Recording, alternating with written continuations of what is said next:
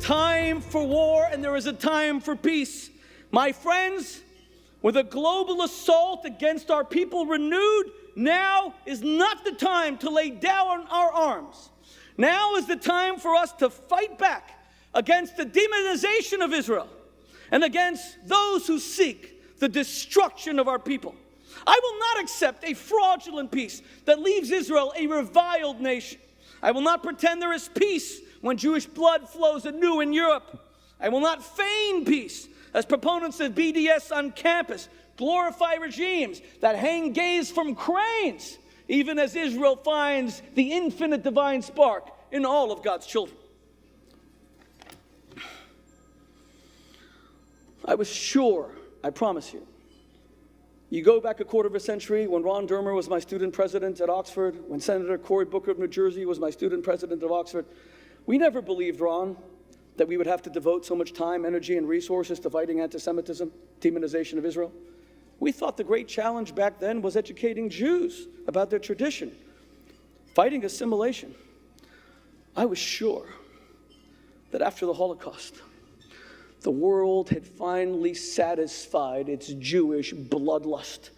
That the people of the world look at themselves after seeing 1.5 million children incinerated, and they finally concluded, my God, what have we done? Kol d'mei achicha, tzok im elai min ha'adama.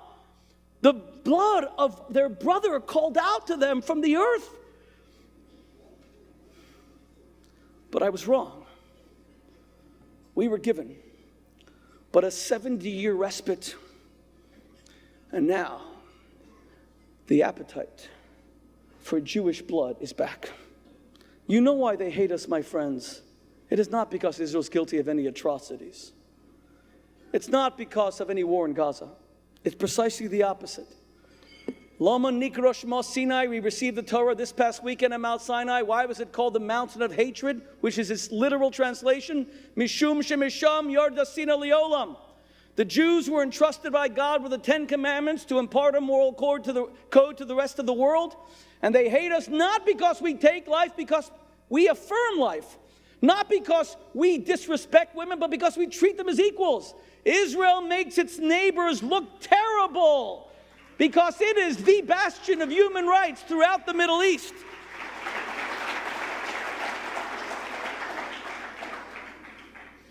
We look up to God and we say to Him, Yisrael, we today will become Jews. We will wrestle with the divine and we will be victorious. I am fed up, my friends, tonight. I am fed up with plaques and cafes and pizza shops in Israel that mourn Jews murdered by terrorists.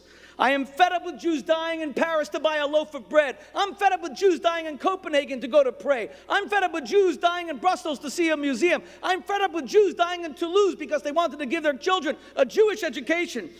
I'm fed up with the UN that condemns Israel more for adding a bedroom in East Jerusalem than 200,000 of my Arab brothers and sisters, my Muslim brothers and sisters who've been murdered with no one to give a flippin' damn. I'm fed up, and so should you be as well.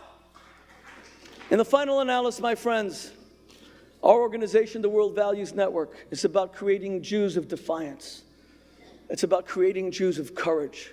It's about creating Jews who are willing and ready to fight back. A couple thousand years, century after century of anti-Semitism, and now we are returning back to those very, very dark days where it is now politically correct to be anti-Semitic. But instead of singling out the Jewish people, the old anti-Semitism has been turned into a new anti-Semitism by singling out the Jewish state. But there is a difference. And the difference is not that hatred towards the Jewish people has ended. The difference is, with the rebirth of Israel, is that the Jewish people can defend themselves against that hatred.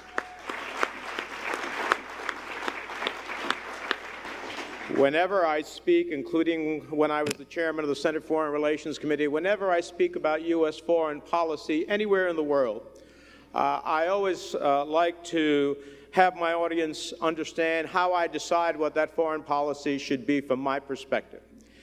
And it is the answer to two questions. What is in the national interests of the United States? and what is in the national security interests of the United States. And actually, there's a third: what is the moral thing to do in different parts of the world? And for me, those two questions have dictated my advocacy, my views, and my votes in the Congress for 23 years. And for those 23 years, between the House and the Senate, I have said that it is in the national interest and security of the United States to have a strong, unwavering relationship with the State of Israel, the one true democracy in a sea of autocracy, a major security ally of the United States, and the one country most likely to be voting with us in common cause. And so for 23 years, I have been an advocate of aid to Israel, of ensuring its qualitative military edge could be preserved with all of the challenges it has, of being a huge supporter of Iron Dome, and thank God for Iron Dome and what Israel went through most recently. And above all, to prevent Iran from achieving nuclear weapon capability, which is why I worked with the present chairman of the Foreign Relations Committee, Bob Corker, to co-author the Iran Nuclear Agreement Review Act to give Congress a say and oversight over any potential agreement so that the Congress can pass judgment on it, not just the executive branch. I've been proud to join with Senator Menendez, with other members of the Senate, standing to fight to stop a catastrophic, a disastrous Iranian nuclear deal.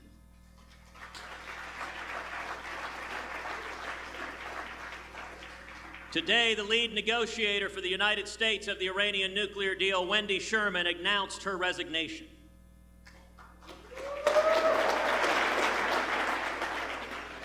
Sadly, she did not announce that we will cease negotiating a deal that will allow Iran to keep centrifuges, keep enriched uranium, keep funding its ICBM program, keep being the leading state sponsor of terrorism.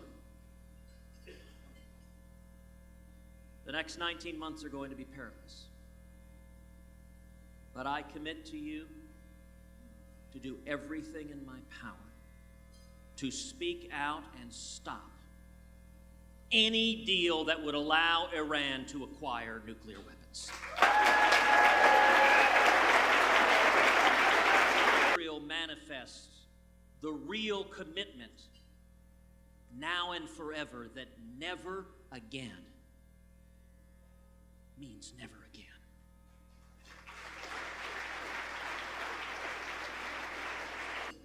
I think it is an objective reality that at the present time we are losing.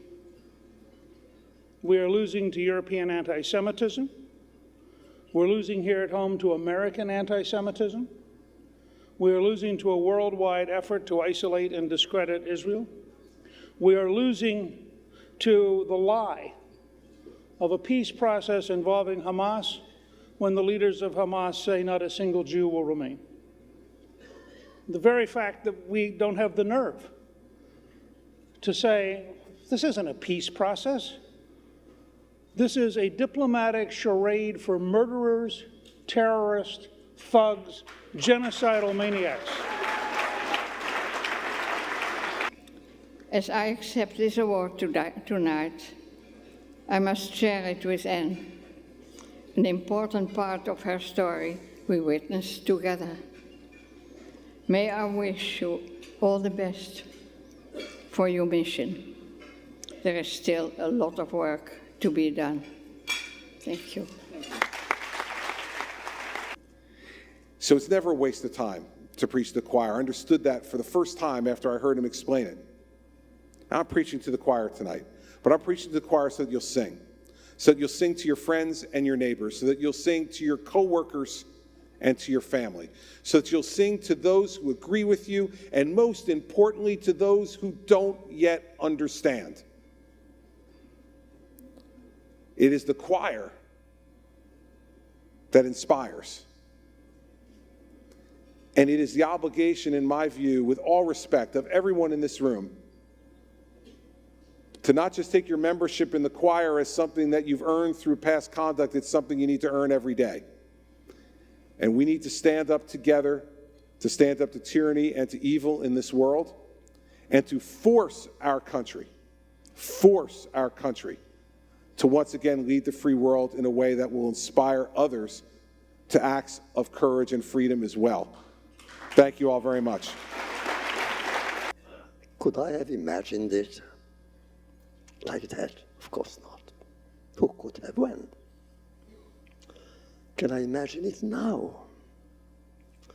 All I know is it is not who we are and what we are. It's what we do with what we are and who we are. Is a man who worked with Otto Frank after the war. He stood outside my trailer waiting to meet me, and I left my trailer costumed and made up as Otto Frank, and the man opened his arms and cried, and he said, "There is my friend. There is my friend." And I say to the fellow members of my profession, this is our task. The unspeakably difficult it may seem. When a yellow star appears on the screen, the audience must make that connection, must have that realization. There is my friend. There is my friend. To the members of my profession, the actors, the directors, the writers, producers, let me say this: when your motives are pure, the angels will come. When you walk into that office with your precious manuscript under your arm, your story from those years of extermination, be empowered by this. Think of the millions of lost stories, the silenced stories. Hamlet's last words to Horatio, "And draw thy breath in pain to tell my story." Let me conclude with the words of Elie Wiesel and Simon Wiesenthal. Elie's words: